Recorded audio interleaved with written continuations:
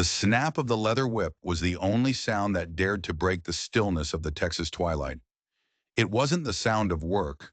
It was the sound of a man's pride curdling into poison. For Mary Langston, it was the punctuation mark at the end of another day of failure.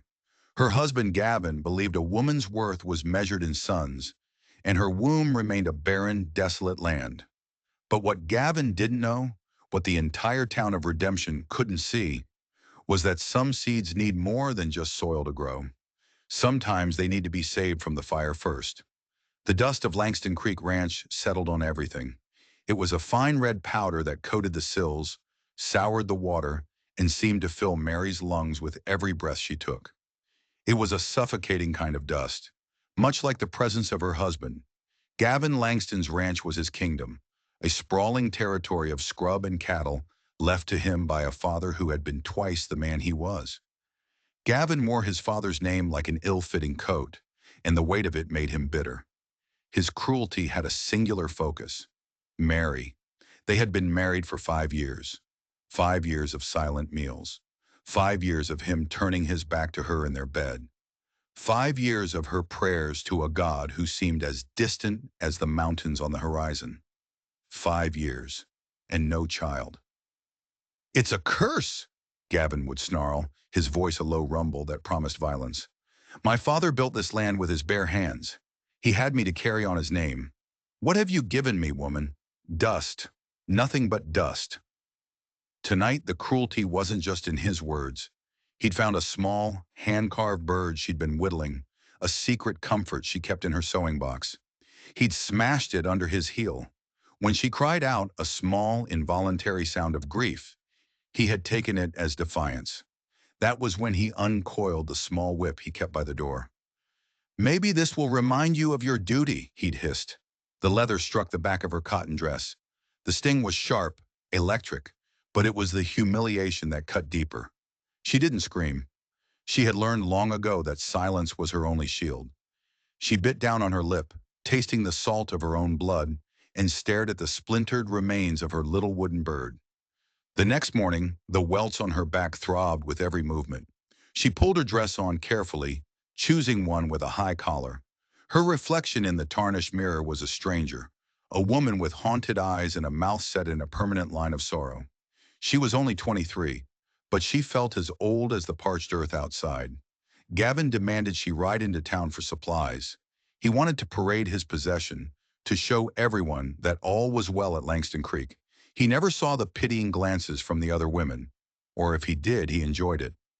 As Mary tied her mare to the hitching post outside the general store, she saw him, Justin Stone. He was a man carved from the West itself, tall and broad-shouldered, with a sun-weathered face and kind, steady eyes the color of a summer sky. Justin was a widower with 4 children. The whole town knew it. As Mary passed, a gust of wind whipped her bonnet from her head. Before she could react, Justin was moving. He strode into the street, snatching the bonnet from the dust just before a wagon wheel could crush it. "Ma'am," he said, his voice a low, pleasant baritone. He held the bonnet out to her. "Thank you, Mr. Stone," she whispered, her eyes fixed on the ground. "Justin is fine," he said softly. His gaze was direct but not intrusive. He saw the way she flinched, the way the fabric of her dress pulled tight across her back. He saw the faint dark shadow of a bruise high on her neck, just where her collar had slipped. He didn't comment. He just held her gaze for a moment longer than was necessary. A look of quiet understanding passed between them. "Caleb," he said to his son, his eyes still on Mary, "help Mrs. Langston with her parcels." She rode away from Redemption with the heat of his gaze on her back, a heat that felt nothing like the burning welts beneath her dress. It was a different kind of fire, a tiny ember of warmth in the cold, dead landscape of her life. When she returned, Gavin was waiting. "The wind took my bonnet," she said before he could speak. "Mr. Stone retrieved it for me." She didn't know why she said his name. It felt like defiance. Gavin's head snapped up. "Justin Stone, the man with a litter of brats and no wife to control them." He stepped closer. "You stay away from him. A man like that, with no woman to warm his bed, he's like a wolf circling the hen house. And you, barren as you are a weak little hen." He didn't strike her again that day. His words were enough. He had taken the one small moment of kindness she had experienced and twisted it into something ugly. That night, as she lay in the darkness, listening to his snores, Mary didn't pray for a child. For the first time, she prayed for an escape. The weeks that followed were a study in escalating tension. Gavin grew more paranoid, his obsession with an heir intensifying. He began forcing Mary to drink bitter, foul-smelling teas and perform bizarre rituals under the new moon. Each one was a fresh humiliation.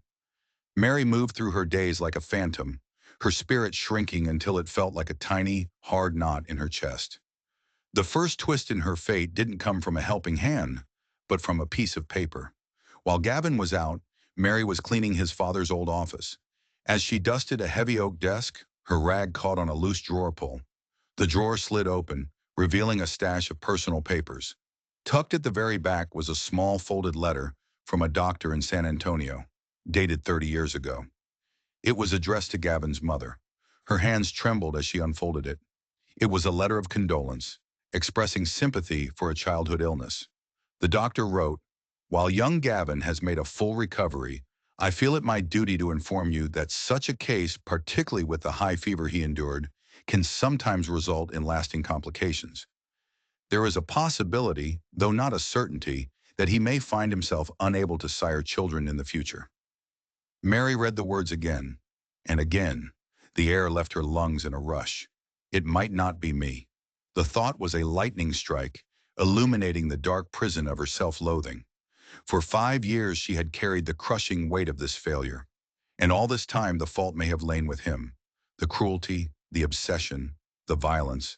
It was all a desperate attempt to hide his own secret fear. He wasn't punishing her for her barrenness. He was punishing her for being a mirror to his own.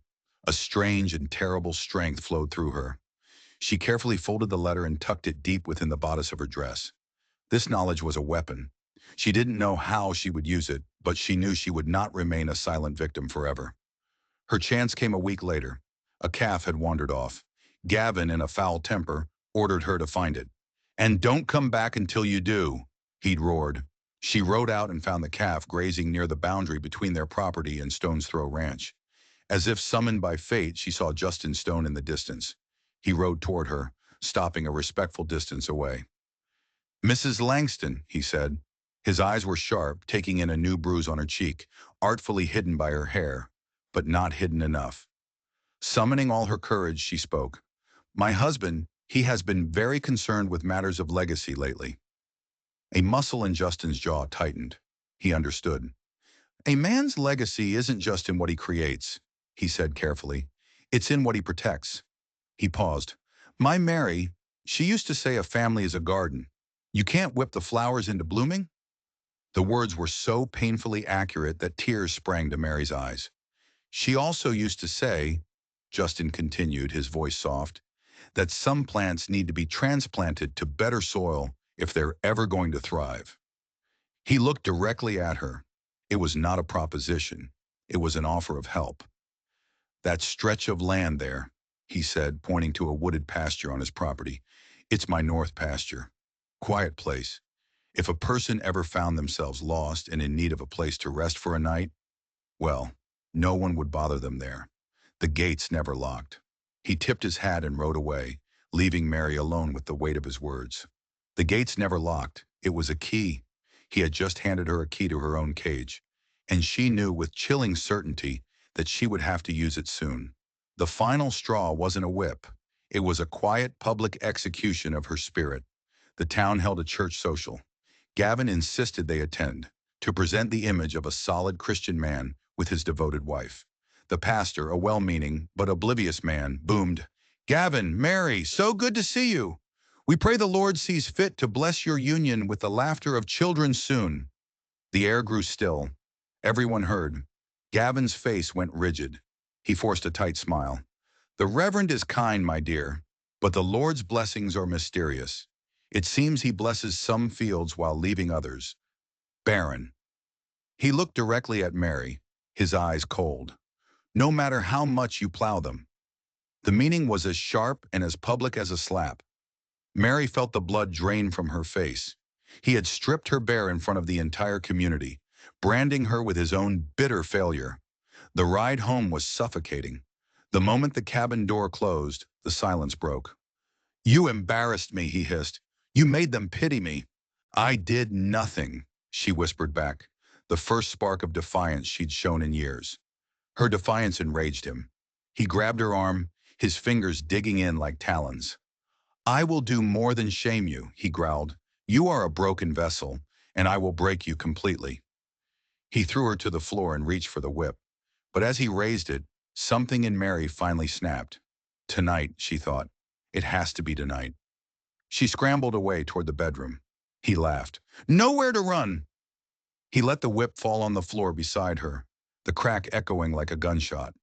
"Get in there. I'll deal with you in a moment." He turned to pour a whiskey, savoring his power.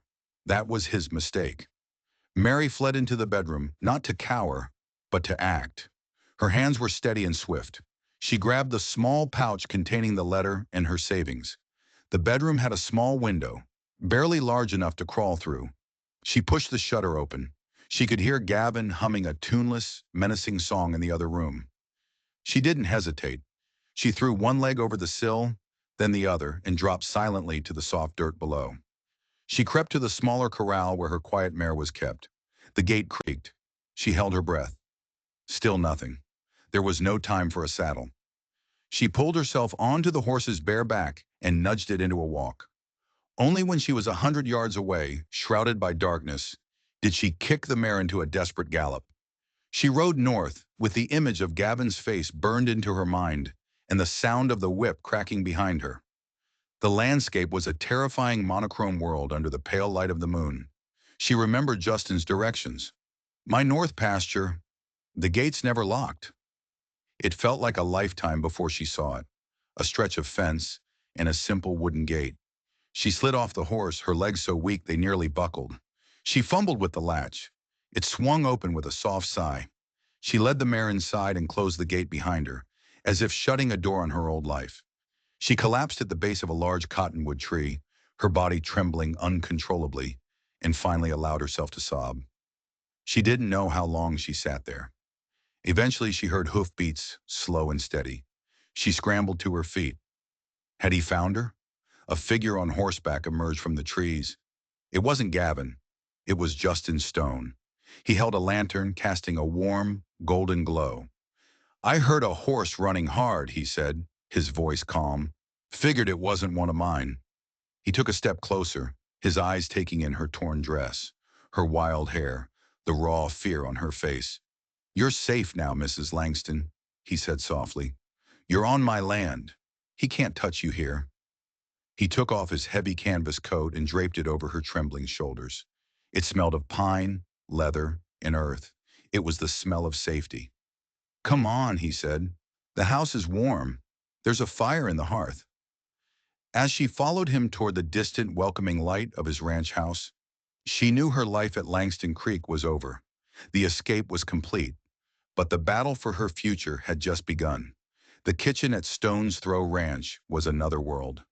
Where Mary's home had been filled with a cold, tense silence, this room hummed with a quiet, sleeping life. Small, scuffed boots were lined up by the door. A child's drawing of a lopsided horse was tacked to the wall. It was a home. Justin led her to a chair by the fire. He didn't ask questions. He simply provided warmth and safety. He prepared a bed in a small spare room. "Sleep as long as you need," he said. "No one will bother you." She awoke to sunlight and the sound of children's voices. Justin was at the table with his 4 kids, a serious 12-year-old named Caleb, a bright-eyed 10-year-old girl with red braids named Sarah, and 2 identical 7-year-old boys, Matthew and Luke. They were a whirlwind of messy, chaotic, beautiful life. Mary slowly began to find a rhythm in the house. Luke, one of the twins, tore his shirt climbing a tree. Without thinking, Mary mended it with neat, almost invisible stitches. Sarah watched, fascinated. "Mama used to sew like that," she said quietly. Mary looked at the little girl, at the ghost of grief in her eyes, and felt a pang of connection. "I could teach you," she offered. A brilliant smile spread across Sarah's face. She wasn't trying to replace their mother. She was simply finding the parts of herself that had been buried for so long. She was finding her purpose, not as a wife, but as Mary. But the peace of Stone's throw could not last. A week after her escape, Gavin arrived. Justin met him in the yard, positioning himself between Gavin and the house. "Stone!" Gavin roared, his face a mask of rage. "I've come for my wife." "She's not your property, Gavin," Justin said, his voice dangerously calm. "She is my wife by law, and before God. You've stolen her." "She came here of her own free will," Justin stated, frightened and hurt. "She's under my roof now." Gavin's hand drifted toward his pistol. "I demand you turn her over to me." Justin didn't move. "Take another step and you'll be trespassing, and I don't take kindly to trespassers." He was bigger than Gavin, stronger, and anchored by a righteousness Gavin couldn't comprehend. Gavin, for all his bluster, was a coward. Faced with Justin's unyielding strength, he faltered. "This isn't over, Stone," he snarled. "I'll have the law on you. I'll ruin you." He rode away in a cloud of dust and impotent fury. Justin walked back to the house. The moment he stepped inside, Sarah ran and threw her arms around his legs. His eyes found Mary's across the room. The confrontation had drawn a line in the sand. Mary was no longer just a guest. She was part of this fortress, and Gavin was the enemy at the gates. Gavin was true to his word. He rode into redemption with a story. He painted himself as the wronged husband, his confused wife lured away by a lonely widower. In a town that valued marital sanctity, his story found fertile ground. Whispers started to follow Justin. Old friends grew distant. Then Gavin's next move. A section of Justin's fence was cut in the night, and a dozen of his best cattle were driven off. It was classic rustling, but the intent was clear: to paint Justin as a man who couldn't manage his own ranch. The act forced Sheriff Brody's hand. He rode out to Stone's Throw, his face grim. "Justin, I've got Gavin Langston in my office every day. Now your cattle go missing. This is getting ugly. People are saying you brought this trouble on yourself. I need something more, Justin, or I'm going to have to formally ask you to send her home." When Mary heard this, a cold dread washed over her. The sanctuary was about to crumble. She couldn't let Gavin destroy this good man. That evening, she approached Justin on the porch. "I have to do something," she said, her voice resolute. "He is doing this because of me." "You are right. The sheriff needs more than my word. He needs the truth." She reached into her dress and pulled out the small worn pouch. She handed him the folded letter. He read it slowly, his expression shifting from curiosity to shock, then to a grim understanding. "He knew," Justin whispered, "or at the very least, he must have suspected." "He blamed me for his own shame," Mary said. "It was never about me." Justin looked at her, seeing the years of pain in a new light. "This changes things," he said, his voice hard as iron. "This isn't just about a runaway wife. This is about a lie."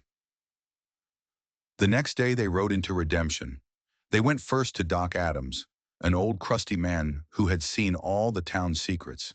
He listened patiently as Mary told her story. Then he read the letter. "I remember Gavin's father mentioning this," he said, his gaze sharp. "The boy had a terrible fever. I've treated you for falls and accidents 3 times in the past 2 years, Mary. Never believed a word of it."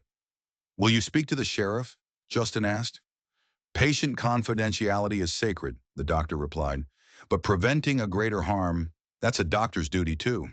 It's time someone administered the antidote." Armed with an ally, they went to the sheriff's office. Gavin was already there. When he saw them, his face purpled with rage. "There she is," he bellowed. "The harlot with her keeper. Sheriff, arrest this man." "Sit down and be quiet, Gavin," Sheriff Brody said, his patience gone. He looked at Mary. "Ma'am?" This was the moment. She looked directly at her husband. "For 5 years you have called me barren. You have beaten me, shamed me, and told me I was worthless." "Lies! She's hysterical!" Gavin scoffed. Mary ignored him. "You built your life around my failure, but the failure was never mine." She held out the letter. Sheriff Brody took it and read. His expression hardened. "It's a forgery!" Gavin sputtered, but the panic in his eyes betrayed him. "Is it?" a new voice said from the doorway. Doc Adams stood there. Because I had a conversation with Dr. Martinez myself years ago. He was concerned the boy might be sterile. The word hung in the air, explosive and final. Sterile. The secret shame Gavin had hidden his entire adult life was now laid bare. He looked at Mary and saw not a victim, but the keeper of his most terrible secret. He saw his own ruin in her calm, steady eyes. He broke. "You lying witch!" he shrieked, lunging at Mary. Justin shoved him back. Sheriff Brody drew his pistol. "That's enough, Gavin." But Gavin was beyond reason. He knocked over the desk and scrambled for the door. "You won't ruin me," he screamed. He burst into the street, a man undone by the truth. He threw himself into the saddle and galloped out of town as if the devil himself were on his heels. Gavin Langston was never seen in redemption again. The truth had been a more powerful weapon than any gun. With the threat of Gavin gone, a profound peace settled over Stone's Throw. The legalities were handled quietly, a divorce granted for abandonment. For the first time, Mary was a free woman. The haunted look left her eyes. Her laughter became a frequent melody in the bustling ranch house. She and Sarah became inseparable. She taught the twins to read. She earned Caleb's respect. Without ever intending to, she had become the heart of the household. Her love for Justin grew in the quiet spaces between chores and children. One evening, nearly a year after she had arrived, he knelt before her on the porch. "Mary," he began, his voice thick with emotion, "you didn't just bring this house back to life. You brought me back to life. You've become a mother to my children in every way that matters. Will you marry me? Will you make this family our family?" Tears of joy washed away the last remnants of her past. "Oh, Justin," she whispered. Yes. They were married a month later, under the shade of the big cottonwood tree in the north pasture, the very spot where he had found her. Her new family stood beside them as witnesses. As Mary stood there holding Justin's hands, she looked at the faces of the 4 children she had come to love as her own. She realized her years of desperate prayers had been answered, just not in the way she had expected. A family wasn't about blood. It was about love, protection, and showing up day after day. Her womb remained empty, but her arms, her home, and her heart were full to bursting. The barren woman had finally found the most fertile ground of all. Mary's story reminds us that our worth is never defined by what we can't do, but by the love we choose to give. What do you think is the true measure of a person's legacy? Let us know in the comments. If you enjoyed this story of survival and courage, don't forget to like this video and subscribe to our channel for more tales from the American frontier. Thank you for listening.